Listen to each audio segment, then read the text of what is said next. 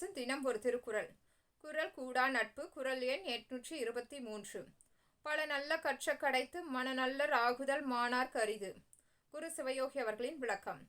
பல வகையில் நல்லவற்றை கற்க நேரிட்டாலும் மனம் செம்மையடைதல் பகையுணர்வு கொண்டவர்க்கு அரிது. வல்லரசு செய்தி துளிகள். நியூசிலாந்தில் பிறந்தது புத்தாண்டு. நியூசிலாந்தில் இந்திய நேரப்படி இன்று மாலை 4:30 மணிக்கு 2024 புத்தாண்டு பிறந்தது. ஆக்லாந்து நகரில் புத்தாண்டை மக்கள் உற்சாகமாக வரவேற்றனர். நள்ளிரவில் பட்டாசு வான வேடிக்கைகளுடன் புத்தாண்டை வரவேற்ற மக்கள் ஒருவருக்கொருவர் வாழ்த்துக்களை பரிமாறிக்கொண்டனர். இதனைத் தொடர்ந்து அங்கு இரவு முழுவதும் புத்தாண்டு கொண்டாட்டங்கள் களைகட்டியுள்ளது.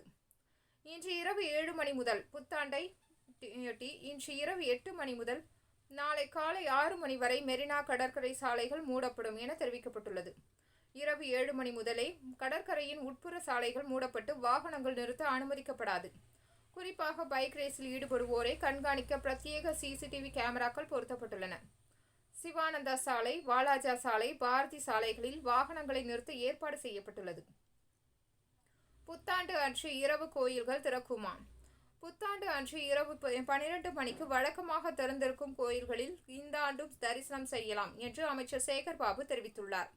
புத்தாண்டில் கோயில் திறப்பு தொடர்பாக இந்து சமய அறநிலைத்துறை எந்த உத்தரவையும் பிறப்பிக்கவில்லை.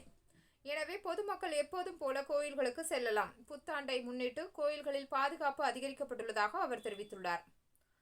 பூக்களின் விலை கிடுகிடுவென்று உயர்வு. தமிழகத்தில் இன்று பூக்களின் விலை கிடுகிடுவென அதிகரித்துள்ளது. மல்லிகை கிலோ ரூபாய் 1500, முல்லை கிலோ ரூபாய் 1300, பிச்சிப்பூ ரூபாய் 1000, அரளி ரூபாய் 300, சம்பங்கி ரூபாய் 250, செவ்வந்தி ரூபாய் 100க்கும் விற்பனையாகிறது. பனிப்பொழிவு, வரத்து குறைவு மற்றும் புத்தாண்டையொட்டி பூக்களின் விலை அதிகரித்துள்ளதாக வியாபாரிகள் தெரிவித்துள்ளனர். விலை உயர்வு மக்களுக்கு அதிர்ச்சியை கொடுத்தாலும் விவசாயிகள் மகிழ்ச்சி அடைந்துள்ளனர். 24 மணி நேரத்தில் 841 பேருக்கு கொரோனா. இந்தியாவில் கடந்த 24 மணி நேரத்தில் 841 பேருக்கு கொரோனா தொற்று உறுதி செய்யப்பட்டுள்ளது. நேற்று ஒரே நாளில் 7 பேர் கொரோனாவால் பலியாகியுள்ளனர். அதிகபட்சமாக கேரளாவில் 381 பேருக்கும் கர்நாடகாவில் 182 பேருக்கும் கொரோனா தொற்று பரவியுள்ளது. இந்தியாவில் கொரோனா பாதிப்பு கிடுகிடுவென உயர்ந்து வருவது மக்கள் மத்தியில் பெரும் அச்சத்தை ஏற்படுத்தியுள்ளது. இதனால் பொதுமக்கள் முகக்கவசம் அணிய வேண்டியது அவசியம். 40வது இடத்திற்கு முன்னேறிய இந்தியா.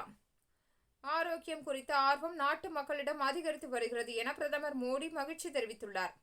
இந்தியாவின் முயற்சியால் 2023ஆம் ஆண்டு சர்வதேச சிறுதானிய ஆண்டாக அறிவிக்கப்பட்டதை சுட்டிக்காட்டிய அவர் 2015ஆம் ஆண்டு சர்வதேச புதுமை கண்டுபிடிப்புகளுக்கான பட்டியலில் 81வது இடத்தில் இருந்த இந்தியா தற்போது 40வது இடத்திற்கு முன்னேறியுள்ளதாக பெருமிதம் தெரிவித்தார். தமிழகத்தில் அடுத்த 7 நாட்களுக்கு மழைக்கு வாய்ப்பு.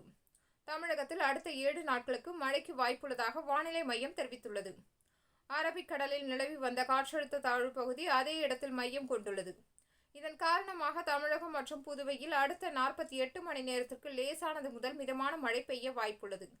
அரபிக்கடல் பகுதியில் பலத்த காற்று வீசக்கூடும் என்பதால் மீனவர்கள் கடலுக்கு செல்ல வேண்டாம் என்று எச்சரிக்கப்பட்டுள்ளது. இத்துடன் செய்திகள் நிறைவடைந்தது. நன்றி, வணக்கம்.